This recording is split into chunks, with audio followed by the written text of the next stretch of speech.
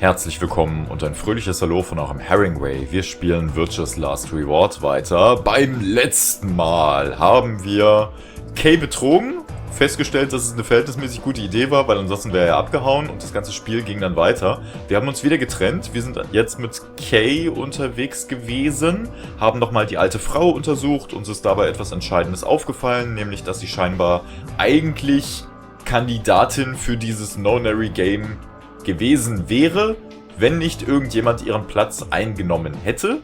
Das zum einen. Und zum anderen waren wir irgendwie schlauer als alle anderen, was das Auffinden von Quark angeht, denn wir haben ihn gefunden.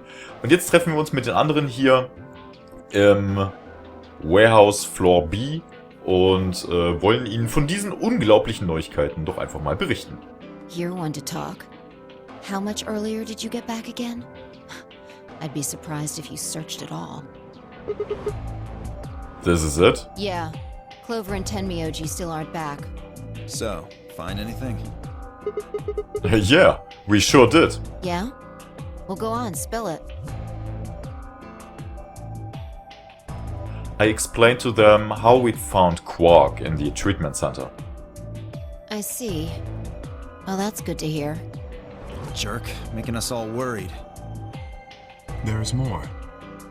And that is? There is still some cause for concern. Just spit it out. Quark may have contracted an illness of some sort. As such, he has been left in the treatment pod. Will he be alright? Yeah, he'll probably... Probably? Do you even... Whatever, at least we found him. Pretty lucky he's alive, too. What do you mean by that? I mean what I said, genius. I'm glad he's not dead, aren't you? As equivocal as ever, I see. How kind of you to say so.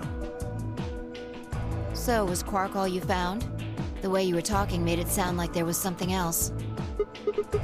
Yeah, I'll explain that after Tenmyoji and Clover get back. There's something I wanted to ask you about first, though. When you went through the green door, did you search 2 different rooms? 2? No, just the treatment center. I see. Then, what was the other one? What do you mean, the other one? You know where there's that intersection with 3 doors? Well, when Kay and I went there, 2 of the doors were unlocked. You guys unlocked the one that went to the treatment center when you went through the green door. But the other one... Who could have opened it? Don't look at me. I told you, we only opened the one that went to the treatment center. Could it have been Zero Senior? I don't know. So did you and Kay go through the other door? Yeah, What was in there? nothing, really. It appeared to be some sort of room for servicing something. That doesn't make any sense. So what the hell was whoever opened that door looking for? Who knows?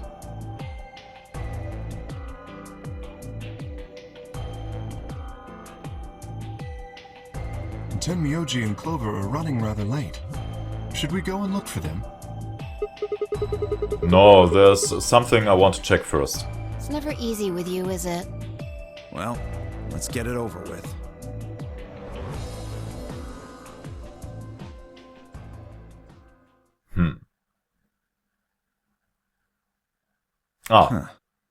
Okay, jetzt sind wir also nur mit Dio und Phi hierher gekommen. This is the rec room. Dio and I came here earlier when we were looking for Quark. So why are we here? Was there something here you needed to see? I said nothing and instead made my way over toward the cabinet. Inside was a luminol. I reached in and pulled it out, then headed to the light switch and flipped it.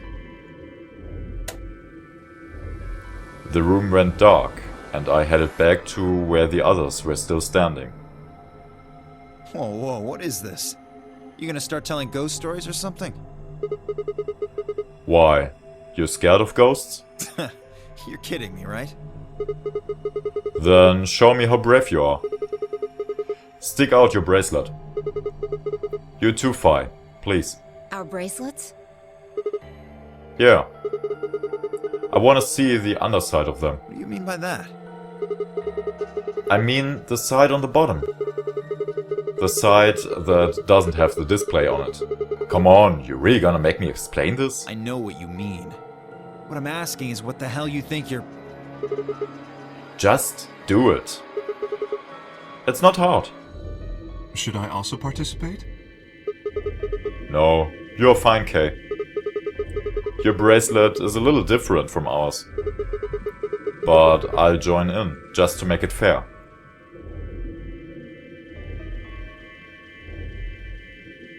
There was a brief moment of hesitation before Dio and Phi stuck out their arms.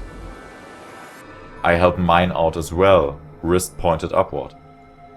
This okay? Yeah. Just hold it like that for a moment. As fast as I could, I pulled the luminol from my pocket and sprayed it across all three of our wrists. Ugh. Cold. What the hell, man? Dio jerked his arm back with a shout. Don't see anything glowing. Phi's bracelet is clean. So is mine, of course. That leaves only Dio. Wobei es jetzt eigentlich total witzig gewesen wäre, wenn ausgerechnet unser Armband geleuchtet hätte, aber naja, gut, okay. So funktioniert das halt dann doch nicht. Wait, what are you talking about? I'll explain in a minute. Just show me your bracelet. Is something wrong? Just show it to me. Come on, Dio. We don't have time for this. Why do I have to do what you tell me to? Because I'm trying to prove your innocence. Oh, like hell you are. I don't know what you're looking for, but you're not gonna find it on me. Then just show me your arm. No! You don't get to order me around, I have rights! As he spoke, Dio made a break for the exit. He didn't get far. I'm afraid I can't let you do that, Dio.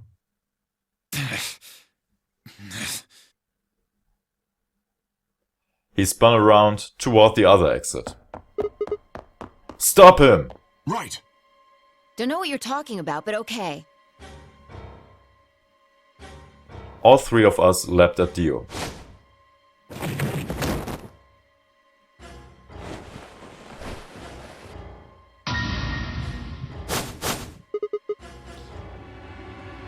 I knew it. Wir alle wussten es im Endeffekt, denn schon als wir beim letzten Mal oder bei einem der letzten Durchgänge ja Kay und Dio hier tot aufgefunden hatten, dank des Luminols haben wir herausgefunden, dass irgendetwas mit dem Armband von Dio nicht gestimmt hat. Wir konnten uns aber trotzdem nur bedingten Reim drauf machen, ne? Also wie gesagt, nachdem was Termiucci gesagt hat, sollte Dio damit Zero sein. Im Endeffekt haben wir jetzt an der Stelle aber eigentlich nur bewiesen, dass Dio augenscheinlich den Platz der alten Frau in diesem Spiel eingenommen hat. Wobei wir noch nicht wissen, warum. I knew it. His bracelet's glowing. Then that means... Let me go!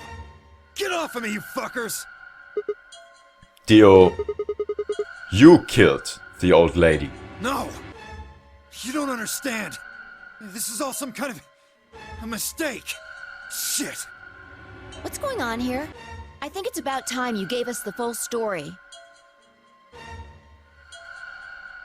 As quickly as I could, I explained to Phi what Kay and I had noticed on the old woman's wrist. So the person with the bloody bracelet would have to be the person who killed her. Yeah, exactly. Even if they'd wiped it off, I figured the luminol would still react to the blood. Looks like I was right.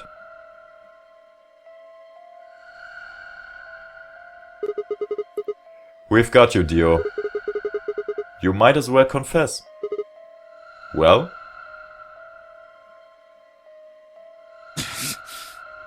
Alright, fine. You caught me. I did it. I killed the old bitch and took her bracelet. Why? Are you Zero? No. I was under orders. I was sent here to... To do something. To do what? Who gave you this order? I'll die before I tell you. So, your orders were more important than Alice and Luna's lives? Whoa, let's not get ahead of ourselves. I killed the old lady, but that's it. I don't know anything about what happened to Alice and Luna. That wasn't you? Tread carefully, Sigma. This man is not to be trusted. He has already shown he is willing to lie and kill. Come on, I'm telling the truth. You gotta believe me. Even if we do believe you, you're still a killer. You just haven't killed as many people. Exactly. He should be restrained somehow. If we leave him be, he may well kill again. But where would we put him? Is there a room we can lock or anything? Ah, perhaps we could put him in one of the treatment pods. Once we've locked it, he should be unable to escape. Oh yeah. Hey, wait! I'll be good, I promise. Yeah, I think you're onto something. I think you're onto something, Kay. Let's go with that. Come on, please. Hey, listen to me. We'll let you out when the white doors open. Someone's going to need your bracelet to open the secondary door. Don't fuck with me, you guys. There's no way in hell I'm going in that thing. Let go! Let me go! God damn it! I told you assholes to let me go! You can't do this! Stop! Stop! Please stop! Please, no, you can't! Ah! Zum Glück haben wir Kay dabei, sonst wäre das unter Umständen vielleicht ein bisschen schwieriger, ihn so zu überwältigen. Aber nun gut. Und blub. Open this fucking thing! I said open it, goddammit! I don't think so. Ugh! You're gonna pay for this! When I get out of here, I'm gonna fucking end you! So, I guess we figured out who the murderer was. And we found Quark. Now all that's left to do is find Clover and Tenmyoji. Yeah. Why don't we head back to the warehouse and start from there? They may have already returned. Good point. Let's go. Also gehen wir wieder zurück. Ja, Dios Rolle in diesem Spiel bleibt damit trotzdem mysteriös. Denn wir wissen einfach nicht, von wem er diesen Auftrag erhalten hat, an dem Spiel teilzunehmen. Und warum es ausgerechnet die alte Frau sein musste, die sterben musste. Und ja. Nichts Genaues weiß man nicht. Und er wird es vermutlich auch jetzt nicht so spontan sagen. Huh? Looks like they aren't back yet. Perhaps they went to look for us. Oh man. Now we've gotta go look for them. How much time until the white doors open? 50 minutes.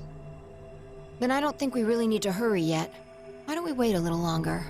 For all we know, they're on their way back right now. Kay and I nodded. By the way, there was something I wanted to ask you guys about. Oh yeah? Yeah. Quark's bracelet. When we found him in the pod, he wasn't wearing it. Why? How should I know? Presumably, it had been taken off before we found him. So we have no idea where it is. Stimmt, das ist ein guter Punkt. Und das ist ein Problem. Pretty much. I see. That's not good. Without that bracelet, we won't be able to continue the game. What? We need 3 bracelets to open the secondary door. If we lose one... Oh no. We wouldn't be able to go through the secondary door. Yeah. Who would be pairing up with Quark? Quark's bracelet should be a red solo. That would mean he'd be with the cyan pair. Who is the cyan pair? Clover and Tenmyoji. The two people who are missing. Quark's bracelet is gone, and his two teammates have disappeared. What's going on? Does that mean Clover and Tenmyoji took the bracelet? Well, if they found Quark before you did, yeah, there's a good chance they did. Then why aren't they back yet? Perhaps they've already gone through the white door. What? No, that's not possible. The primary doors haven't even opened yet. Perhaps someone opened one of them. How? I don't know. But it's happened before. Remember the three doors on the other side of the green door? Someone made one of them open. Perhaps this is the same thing. But that's against the rules. Screw the rules, I have money. Okay, Yes, I know. tut mir leid. But if the person opening the doors is Zero Senior, do you really think the rules matter? Zero Senior controls the entire game. So are you saying Clover or Tenmyoji is Zero Senior? It is a possibility. It would explain why they still haven't shown up. Could they really have taken Quark's bracelet and gone through one of the white doors? If they did, we won't know where they went until the doors open for the rest of us. So I would assume.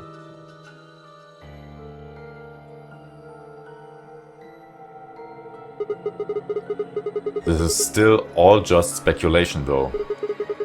Maybe we should go look for them again. One of us can stay behind so that we don't miss them if they come back. Okay, I'll stay. Sigma and I will go see if we can find them then. Make sure you get back 5 minutes before the door opens, all right? Oh, and don't forget to bring Dio with you. Of course. Das wird auch noch lustig. Wer auch immer jetzt... Ne, wer darf denn zusammen mit Dio gehen? Ich hatte jetzt gar nicht so richtig drauf geachtet. Waren die Farben und so weiter... War das alles wirklich identisch geblieben?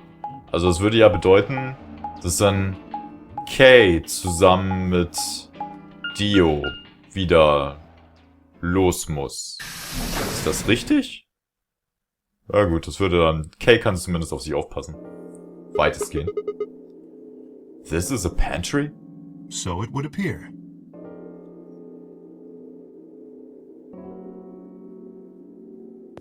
Ja. Den Raum hatte Fei uns gezeigt.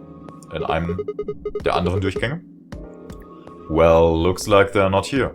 When we started looking for Quark, they were sent off to search everything beyond the red door, which would have meant this room. Not gonna do us any good to hang around here, though. Let's head upstairs. Very well.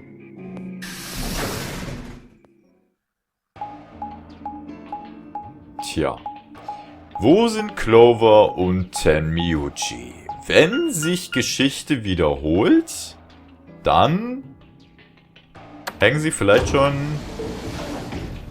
angekettet im Infirmary-Raum rum. Aber wer könnte das dann getan haben?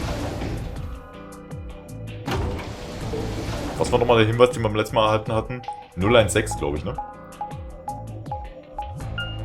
Tja, wo geht ihr jetzt lang? Ihr geht zuerst in die Lounge. Na gut, von mir aus.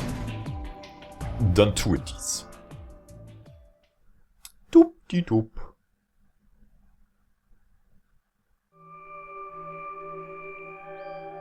Wie wir sehen wir nix. No one here either, huh? Tenmyoji loves scotch so much. I thought we might find him here drinking some. It was around that time that I noticed Kay was acting strangely. He was staring at the shelf of alcohol in a way that I probably would have described as blankly if I could have actually seen his eyes. Hey, what's up? You want a drink? Oh, no. Well, I would enjoy a drink, but this mask... Right. Sorry. That sucks. Honestly, I'd gotten so used to the suit, I'd kind of forgotten you were wearing it. Why the heck did they make you wear that thing anyway? You still don't remember anything? Well, actually, I did remember a little. Really? Yes, What did you remember? my father. When did you remember that? But did it just pop out? Did it just pop up out of nowhere? Please, don't joke. This is serious. Sorry. So you remembered who your father was? Yes, What about your mom? I don't seem to have one. Oh. So your dad raised you? Well, Kay stopped for a moment, then calmly folded his hands in front of him. I was raised in the facility where my father worked. Gott, ist das ein süßes Bild. Aber irgendwie auch unheimlich beängstigend. Aber was zum Teufel? Okay. He was the only person who worked there, which meant he was the only person I saw until I was older. That had been the situation for as long as I could remember, though, so I never thought it odd. He wouldn't allow me to go near him while he was working, but the only times he wasn't working were the times when he was sleeping. As such, the only communication I had was with the education software he'd given me. I suppose I was a fairly expressionless child then. We developed body language to communicate with others, and with no one else to communicate with, I suppose it makes sense. Once I learned to read and write, I began to realize that my situation was not normal. Many of my books mentioned a mother as part of a family, and in several, the mother, father, and children would eat meals together and talk to one another. Soon I found myself longing for a mother of my own. Someone who would always be with me, who would scold me if I did something wrong. At night, they would read to me before bedtime. If only I had a mother like that, I thought I would be so happy. So, for the first time in my life, I asked my father for something. He had finished working and, as usual, was making his way toward his bedroom when I stopped him and asked for a mother. He looked at me silently for a long moment, before finally responding, "Okay." I remember to this day how happy I was at that moment. A few months later, he called me into his laboratory. It was the first time he'd ever done anything like that. My heart was beating quickly as I stepped inside. Standing next to him was a young woman, and my hopes soared. But when he said her name, or rather her ID number, they were dashed. He had given me a robot to play the part of a mother. I didn't want a mother that was just a machine, who did what a human told her to. When I told my father that, he looked surprised for the first time in my life. Then he frowned, coughed, and admonished me for being a whiner. He'd never scolded me for anything before. At first I was surprised, then angry. Hot tears streamed down my face. My father ordered the robot to take care of me and shoot us out of his lab. The robot was very convincing, and she smiled and spoke as if she was a real person, but I refused to answer her and locked myself in my room. You can talk to a robot and it will respond. But in the end, you're still talking to a machine, not a person. If that was what I'd wanted, I still had the education software my father had given me. When I ignored the robot as it tried to take care of me, it looked sad, It couldn't really be sad, of course. It was only programmed to look that way. A robot's facade of sadness didn't mean anything to me. After that, I stopped expecting anything from my father. We'd never really spoken to begin with, so it was easy enough for me to make sure we never saw one another. I lived my life as if he didn't even exist. Perhaps it seems strange to you that I continued to live with him. But I never considered leaving. Perhaps in the hidden depths of my heart, I longed for a relationship with my father. Everything changed when I was 18. I left my room one morning to find a woman standing outside of it. She was the first human I'd ever seen, apart from my father, and I was understandably surprised. For a moment I thought my father had created a new robot, but when I told her that she laughed and she laughed and explained that she had come to help him. As it turned out, she was a very mysterious person. She was much older than I was, but something about the way she behaved was almost girlish. She would tell me stories about the world outside in such a way that I was never sure if she was telling the truth or making up fantastic lies. Ultimately, though, the truth didn't matter. I loved her stories. She wasn't helping my father directly with his research, so I spent most of my days with her. Before long, I discovered she'd known my father when he was young.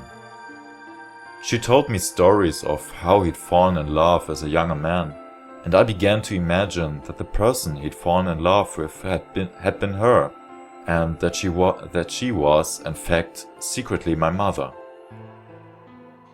After she settled in with us, our long-established routine began to change drastically. First, we started to eat together. Before then, I had never shared a meal with anyone in 18 years. She scolded me for my table manners, or more accurately, the lack thereof. If I was going to eat with others, she said, I would need to be more polite. Having eaten alone for my entire life, manners had never been something I'd even thought about.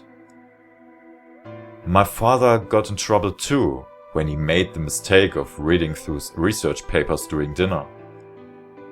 The look of surprise and embarrassment on his face made me burst into laughter. I couldn't remember the last time I'd shared a laugh with my father. It might have been the first time. The room we considered our living room changed too. Before it had just been another room, but she made it comfortable. After we finished our dinner, I would sit on the sofa and relax with her and my father. Those times were the ones I cherished the most. For a little while every day I got the family I'd longed for ever since I was a child. Er kann sich auf einmal an erstaunlich viel erinnern, oder? Wow. At her suggestion, I started to help with my father's research. He specialized in genetic engineering, and I discovered I had an interest in it as well. Time faded away as I lost myself in research. Now that we were working and studying together, my father and I had a great deal to talk about. For the first time in my life, we began to speak with one another like a father and son. Whenever I impressed him with something I'd learned, I felt a surge of happiness, and it drove me to study even harder. My days felt full, right, and meaningful, but most importantly, I was happy. 4 years passed in the blink of an eye, until one day I happened to overhear my father and the woman speaking in the laboratory. Their tone was serious, so I listened closer, curious to know what they were talking about. That was when I heard her say that she planned to give her life to achieve their goals. it was clear that she wasn't being metaphorical. She would have to die. I was in shock. The research I had thrown myself into would lead to her death? I asked my father to stop his research immediately. He refused to listen. She agreed with him. She told me that she had been prepared for what she had to do since the day she came to our facility. My father had known about it from the beginning as well. Angry and disappointed, I began to investigate what exactly the research I'd been helping with was working toward. Perhaps I thought I could figure out a way to keep her alive. I discovered much more than I'd bargained for. To begin with, I learned that the ultimate success of my father's research would require a good deal of sacrifice. And I also learned that my own existence was just another part of his project. I had been created to function as my father's spare. If he died during his research, I was intended to continue it in his place. I was stunned. I was furious with my father and with her, and even with the research I poured myself into for 4 years. There was only one thing to do: destroy the facility and end my father's horrible research once and for all. I made plans to destroy the main reactor, and with it the entire facility. But she saw right through me. My father was livid and locked me in my room until his research was complete. All I could think of was how I might stop him. She did her best to convince me that I'd misunderstood, that everything would be fine. As much as I wanted to believe her, I remembered in the back of my mind that she had been the one who pushed me to become involved in my father's research. Had that been an earnest desire to give me something to do with my life, or... Still, I couldn't bring myself to hate her. She had given me a reason to live. Even if she had conspired with my father to mold me into his replacement, the warmth she showed me had been real. She'd made me feel as if I'd had a real family, and that was something I wouldn't have given up for the world. I pleaded with her to leave, but she quietly shook her head. There was someone very special to her, she told me. He had saved her life once, and she felt her death would help to repay that favor. She would have liked nothing more than to marry him and live a happy, normal life together, but she couldn't. For his sake, she said, and for the sake of the future she had wanted, she was determined to see my father's research succeed. I realized then that although she was the most important person in my life, there was someone more important than me in hers.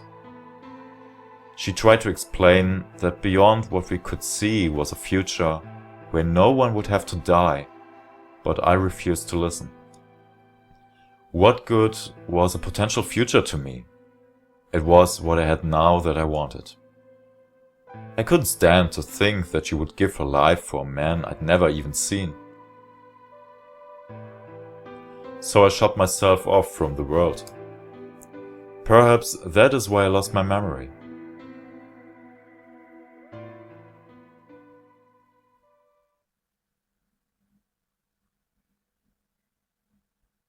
Kay let out a deep, tired sigh. I'm sorry. I lost track of time.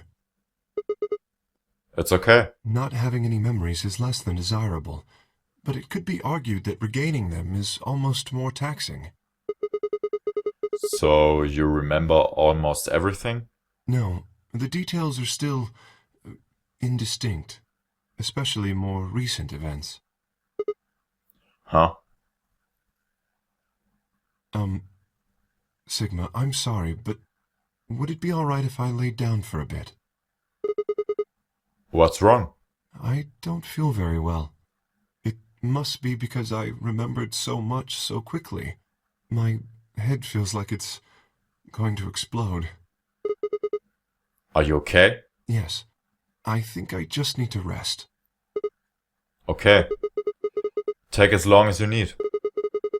I'll go look for Clover and Tamiyuchi myself. I'm sorry. Thank you. Kay lowered himself heavily onto the red sofa in the corner of the room. Well, guess I'd better get moving then. Naja, er hat nicht alle Zeit der Welt, um sich auszuruhen, offen gesagt, denn irgendwann öffnen sich die weißen Türen. Und,